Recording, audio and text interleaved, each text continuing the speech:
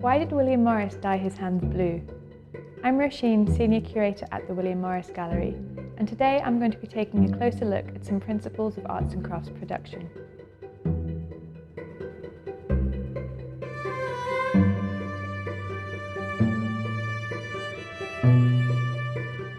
William Morris was different from most 19th century designers. Since the Industrial Revolution, it had become normal for the production of objects to be divided into separate stages.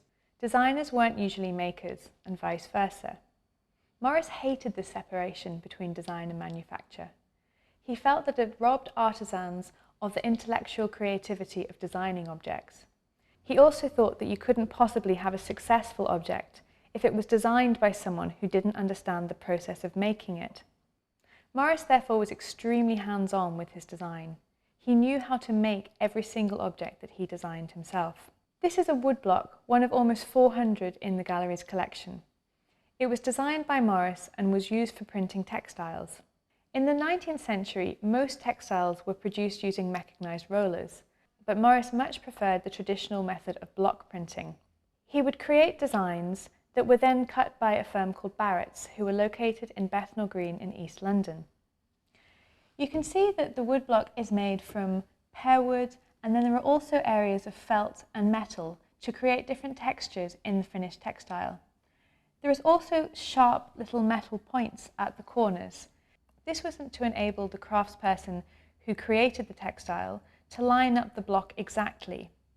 Morris's prints were complicated. Each area of the pattern had about 20 to 25 woodblocks, so lining up the pattern was extremely important.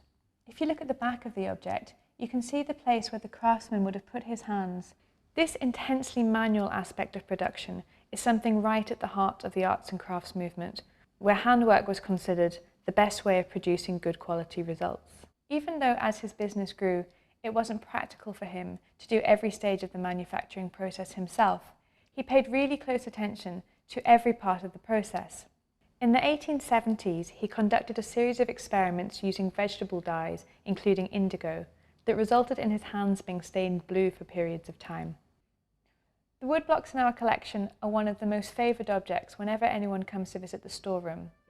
They're sturdy, practical, almost clunky objects, but they have a huge amount of intricacy and skill in design. They're practical, they're meant to be used, but they're also beautiful.